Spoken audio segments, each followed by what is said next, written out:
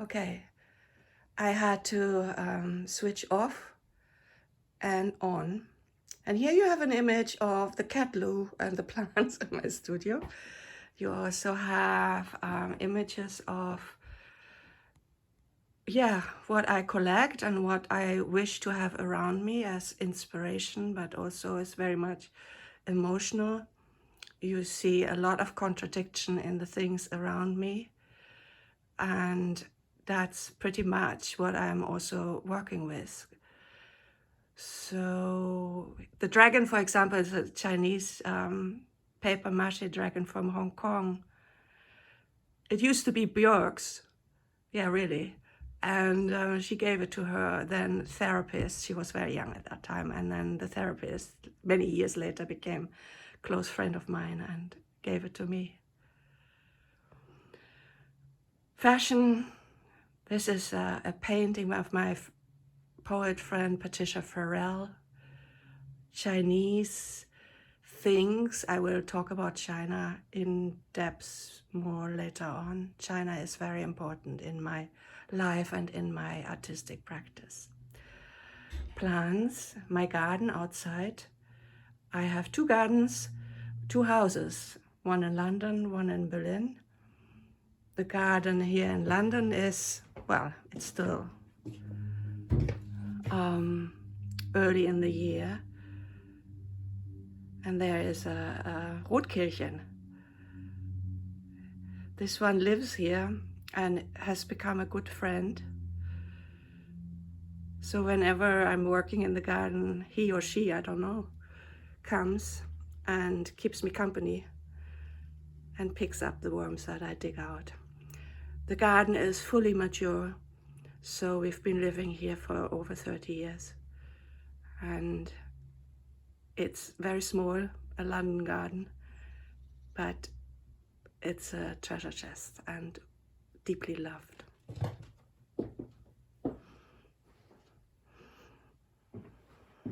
I have a thing for orchids, so I like their architecture, I like their colors, I like the growth patterns, and I have them always somewhere around me.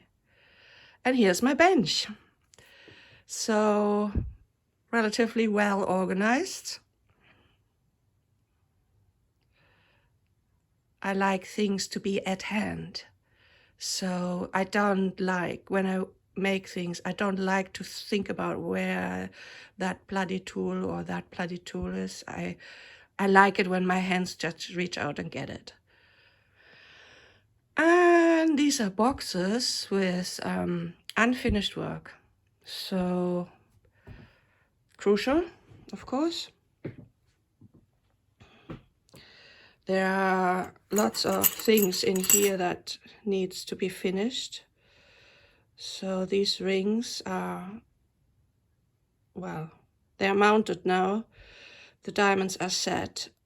Everything is okay. It's just that the vital part of turning them into the pieces that they eventually will be has not been done yet. So they're huge, massive jewels. I'm more known for melancholic pieces, so things like this. This is a rose from my garden, and it's been in there drying out. So every so often I put another layer of silver clay. I make the silver clay very fluid and paint it on. And when the coating, it takes a long time. So each coating has to dry out before I can apply the next. Here you can see what happens because it's organic material. A part has broken off, so it has to be redone. So when I think that the coating is stable enough, the whole thing will be burned. And the silver clay will fuse into silver sheet, so into material, metal. So right now the powder is suspended in a kind of, it's not a resin, it's more like a fluid that dries out. So it is entirely possible that this piece, which now has already taken months, is completely destroyed and unusable. Well, then I have to start from the beginning again, I guess. There's quite a lot of work that I have been doing in the last few years, which are extremely time-consuming, and I have to do them again and again till I figure out how to handle the material, because it's so fragile, or so fragile, or so fragile. I mean, there's another piece, of course, that people maybe know, if I find it. The one with the butterfly wings, which drove me nuts. Oh, where is it? Okay, I find it for the next video. So right now I wanted to show you the jobs that are waiting to be completed. China, as I said, is a very big part of my studio practice and my thinking and my professional work. I teach a lot in China and have been doing so. I think my first visit was in 2012, but my first really big teaching session was in 2017, where I was guest professor at the Central Academy of Fine Arts, and I was teaching for 2 weeks. So here what we have, this is not jade, it's also not glass, it's chrysoprase, and I found it in a market in Nanjing. It's broken, and my thinking is a lot around broken history, broken narratives, broken culture, of something that tries to find a new way of belonging to the past, or trying to figure out how the past fits into one's everyday life. And there's a dried lychee from Beijing, and a quartz white bracelet. Not really sure the purpose of this in this sort of story. I use these squares to map out the story of a piece. So at first it's intuitive of how I like the look of things together, and I always have the story of the piece or the agenda of the piece in the back of my mind. So this is fashion jewelry chain. It's just some cheap shit, can't even say it, that works well with the scheme of the color scheme of this piece. The beads are made from plastic dip.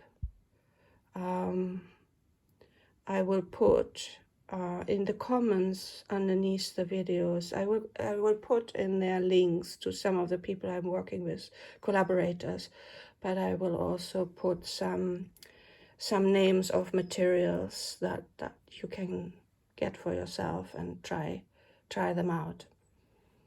So the plastic dip is coming in a non-color, really. It's translucent, skinny looking beigey.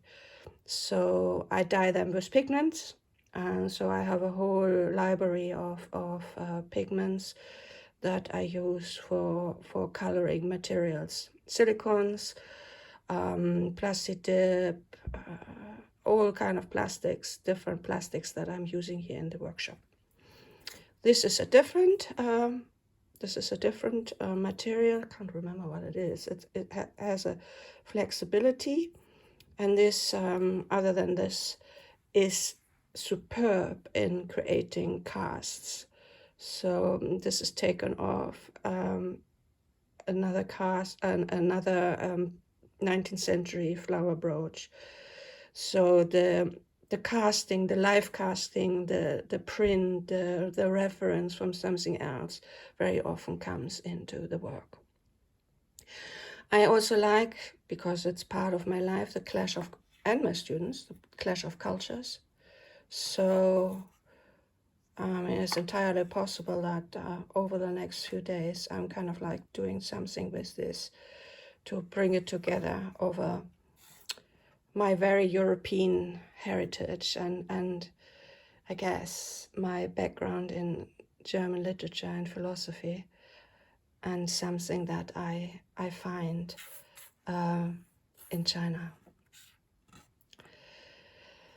I love the ornamentation in Asian art. I'm not keen on clean lines and squares and circles. I love things that are flamboyant. So yeah, so here in this one is more the white beige story. Here are the hair beads that I have been collecting from my brushes ever since I turned 60. My half of my head is white by now, so you know me as blonde, and you will know me. You will continue to knowing me as blonde. However, though, this is a little bit of my mother's hair, who's completely white. So the beads, I don't know yet what to do with them, but they fit really well in this, in the stories of what is in this tray. This is porcelain. They are 18th century brooches that I have found. I only have two. I wish I could find more. They are raw porcelain that over time is also getting this kind of sort of gray patina.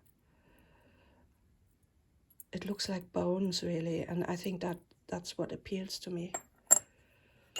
So the juxtaposition between something that is overly romantic, I mean too much really, kitsch, and something that is and has an existential and like an underbelly that sits underneath the overly sentimental, is something that is going through all my work. The lace, not this one so much, but this lace is handmade. Handmade. I found it after the wall came down in Berlin, where I'm from, and where I partly live again. So we traveled to what was East Berlin, and I found this in antique shops. So this is not stained with tea. This is really stained by time. And of course, the fact that it's handmade is of great attraction to me. So these pieces will also find a place eventually in this kind of story. There are pearls here. These are 18th century piercings in ivory. Ivory is not, it's forbidden to harvest, but these are old ivory pieces that I guess I'm some sort of like magpie. I find these things, I love these things. I want them to have a life. I want them to be appreciated. I want them to be worn and have, you know, not being destroyed. This is my attempt of making some sort of gold brooch. Not sure yet. Well, not sure yet where this is going. So I have a lot of, also, you know, it's all 18 karat invested materials, and then once I come to a stage, I lose the sense of where this should be going. And I guess this is why I work like this, so that I don't finish work without having a clear sense of how I want the work to look like. And so I go on to another case to give myself inspiration, but also give myself the incentive and the motivation to continue with a particular kind of job. So there are at least 10 jobs waiting here to be continued. Since I'm working in a university, where I'm work at the School of Jewry, where I'm professor, and where I'm in charge of contextual studies of the BA program, I have time. So a different kind of sense of time. Unless I have a commission to enter a piece into a curated exhibition, or have been asked and agreed to do a project, my lifetime is my working time. By that I mean things do not have to be finished tomorrow. Maybe they are finished in 10 years, but I take that privilege of giving the growth of pieces a lot of weight. So I think it's a privilege, and I think it's something that should be used with great care. So the sense of authenticity, I mean, this is a really tricky question. Of course, I have a design method. Of course, I have learned to produce on deadline.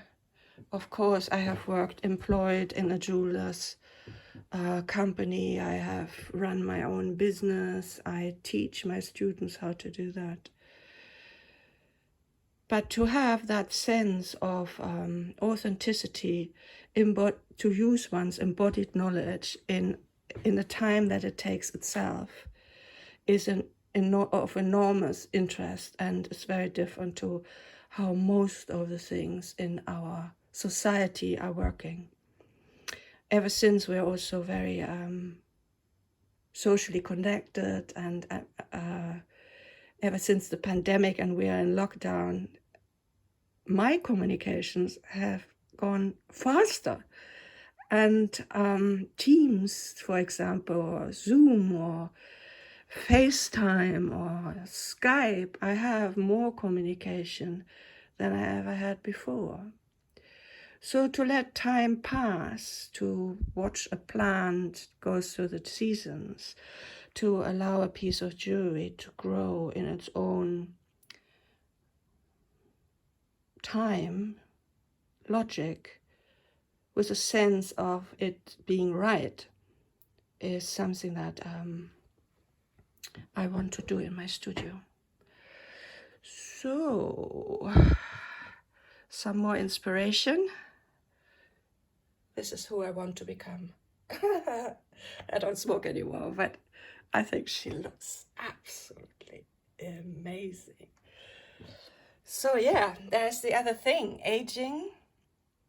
You know, what kind of older woman do I grow into it, and what is the kind of jewelry? That's what I was. No, I wasn't that person in the picture, but I was just like that.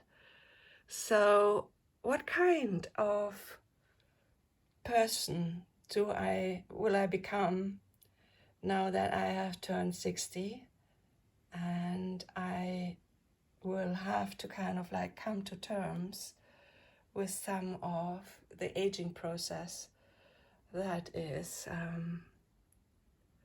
part of everybody's aging. My mother is 85 now. She is living in a home. It's her aging and her, yes, I mean, to really put it distinctly, her dying time is immensely traumatic and terrible to watch, and it brings me to a lot of questions about how jewelry fits into these larger stages of a woman's life. So